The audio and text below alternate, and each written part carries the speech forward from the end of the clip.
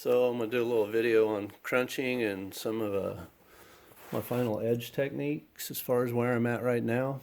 Um, Before I get started, I don't claim that I'm trying to follow anybody's process. I've implemented a little bit of everybody's knowledge that have been willing to share with me, implemented it into my own style. Some of it's very familiar to what you've heard and what's been around about fog for probably quite a while. But some things I've learned, some things were given to me. So tribal knowledge, man, that's kind of the way this has worked for thousands of years. So I feel like I can possibly help some of the newer people that don't even know what crunching is. Crunching and scrunching, same thing. It's basically, after my first set of flakes, we're going to be removing all these deltas here. The deltas are the high spots in between where we took our flakes. And the reason we got to do this is because we want to set this platform up for this next row of flakes. And this will give you a nice sharp edge and get your platform on the low side of center line, so you're not hinging out when you're throwing your next row of flakes. But basically what I got is just an old hot wire post, and bent it, put a flat side on my working edge there, filed it down nice and smooth. But what I'm going to do is I'm going to take off all these deltas first, and I'm going to be coming down more of it, putting downward pressure, pushing them straight down. I'm not putting a lot because I don't want those flakes to fly way back into the point and mess up my flake patterns. But that first row is just kind of tickling the top of those deltas off all the way to the tip, just kind of shearing them off there. You can see them all laying there now, and you can see how that's starting to change along that edge. I'm going to do another slight pass of that. It's kind of the same angle, just taking a little bit more, just kind of pushing those flakes. You're actually pushing those flakes forwards towards the point or towards the rear, whichever way you're working it.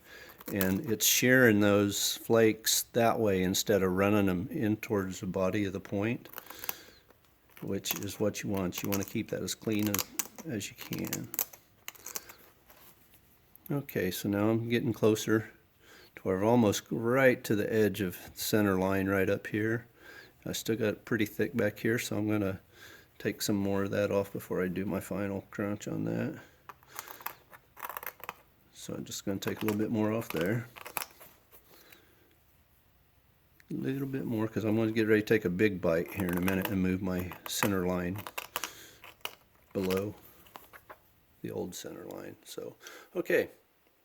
I'm pretty happy with that, where that's at. You can see how sharp that is, but now you can still see just a little bit of the original center line that's there of that platform. I'm going to take a smidgen of that all the way off because I want to get below center when I get ready to shoot the flakes this way. So now I'm going to get a good bite right here at the back. And I'm going to get a little bit more aggressive, and I'm going to kind of angle my flaker at a 45 through there. But I'm removing everything of that old center line and platform from the previous run. When you're working with softer materials, definitely got to mind the tip. Go slow up there and just barely work into it.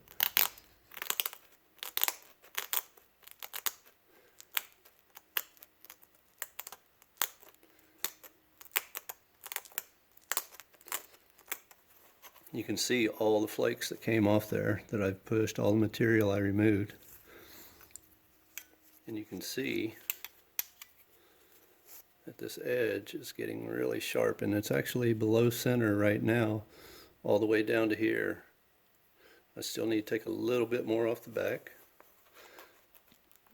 It's not even worth wasting your time if you're not below center for that next row of flakes. You will hinge out and it'll run your whole morning sometimes.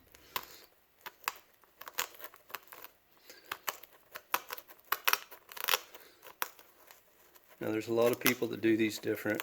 There's systems that have been put in place that people have came up with, and that they think, you know, that's what works for them. That's their laws that they follow.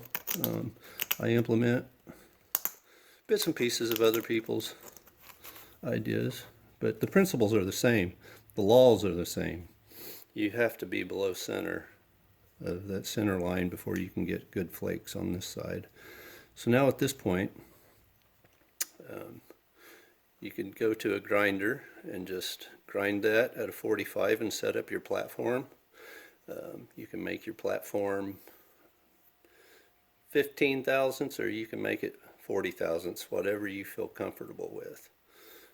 But that's a very sharp edge right there already, and it's ready to have a platform put on it.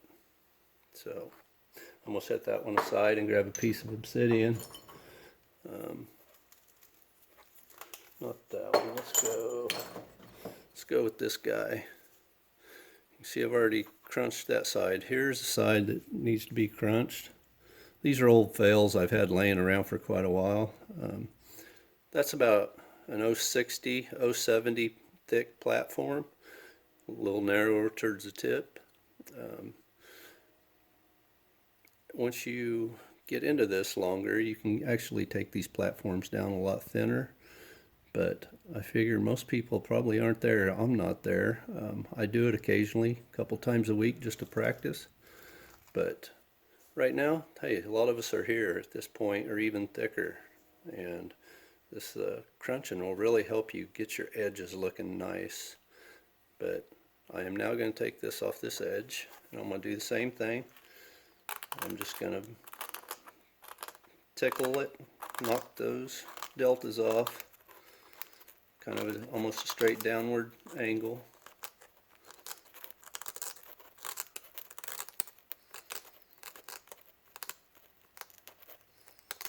This is the first day I've actually worked with this new tool, so it's a little fiddly for me, but I'll get there with it. It's all the same principle. So I'm going to go over that again because it's still pretty thick. A little bit more pressure this time, not a whole lot.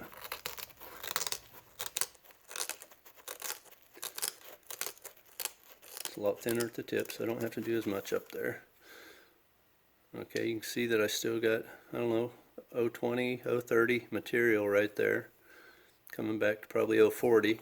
So I'm going to go ahead and get that a little bit closer to just the center line before I shear off my edge to set up my other platform, just so it creates less resistance and less breakage on the other side. The thinner the better on that. So now I'm going to, you can still barely see some of the old center line part of the platform there. I'm going to remove all of that now. Then I'm going to kind of come in at a little bit different angle to where I'm really shearing that off.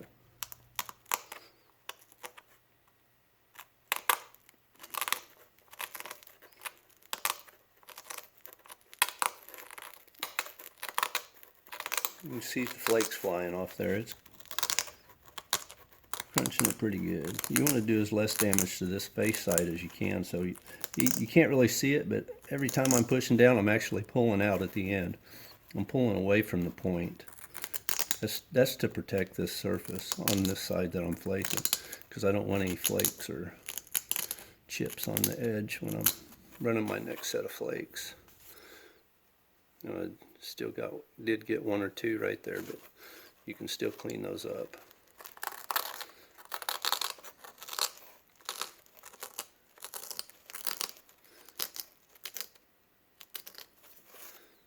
Okay, so now you can see that that's below center. You can see the convexity of the other side creeping upwards. So that platform would work. All I got to do now is grind that to where whatever thickness I feel comfortable with shooting flakes from this side. Guys that have been doing this a long time, and very few that I know have mastered it, except for a handful, and a lot of us already know who that is, but they will abrade this and just make that their platform I practice that about twice a week, and I'm not there yet, and a lot of us aren't there yet. So this is why I'm showing you this process, because it can really improve your edges right now, no matter how big your platform is. Right there, it's going to help you get better edges, and it's going to help you start learning to work with thinner platforms if that's your goal.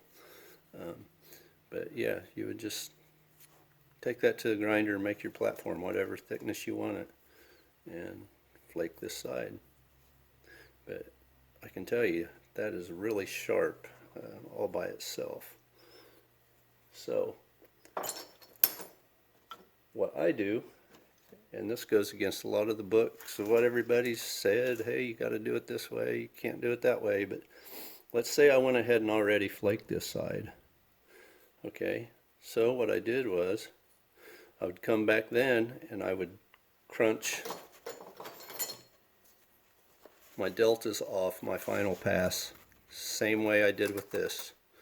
I would crunch them off real easy, all the way around. I'd get it to where I have very little, if any, center line left along this edge. And then basically, I would come in here. This is how I do most of my edge work now. I'm not going to blow smoke at anybody. I don't think there's anything wrong with it. You want good edges? Make them however you want.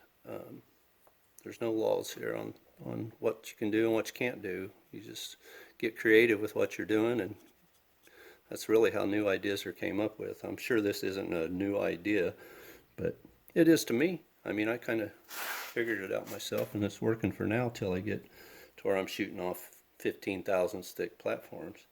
But what I'm doing now is I'm going to show you here for a larger scale is I'm using the corner of, say, like this screwdriver. I'm not using the edge, flat edge, or this flat edge. I'm using that corner of this. It's a little bit smaller, as you can see, but I just wanted to show you, make sure and show you I am using the very edge of that surface. And now I just come in here with my flaker. This is my final pass. So there's just a little bit left in there. So I'm going to come in on top of that flake, and I'm going to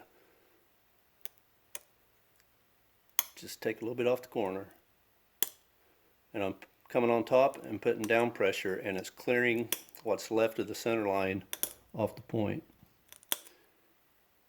And if you get you some optivisors, or if you just have good eyes, you can get the spacing really nice, and it looks really good on a finish point. And it is sharp, and it will cut you. But those, you're taking off little flakes there. You're not crunching. You're just coming down on pressure, using that corner.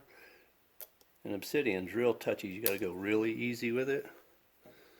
And you can see the little tiny flake it would put on the other side. You wouldn't see that much if you had flakes going on there, but I'm just using this as an example. But trust me, that's sharp, and it's very snaggy. It'll catch on about anything.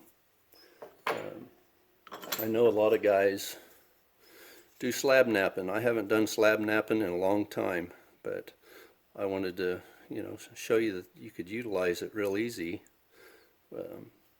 there with working with just slabs. I ran flakes across here already, and I came through with my flaker, and I just put downward pressure and that away pressure. And you're pushing that flake that way, and you're pushing it that way, so you're getting cleaner breaks and not messing up your surface. But I just zigzag those off.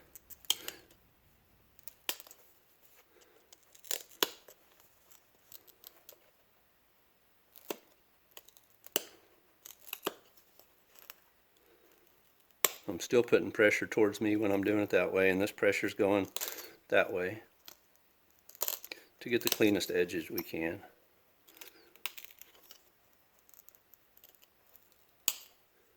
Okay.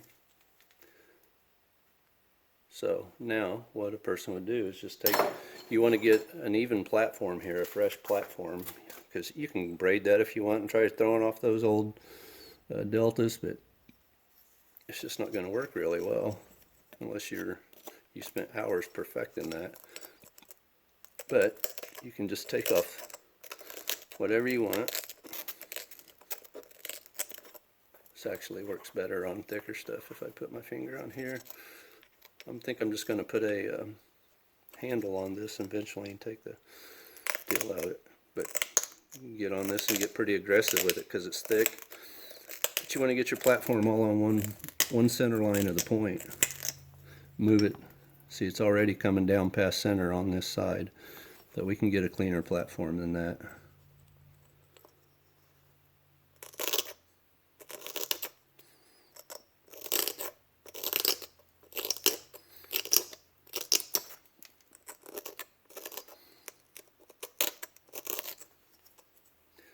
Okay, so now we're below center. What you could do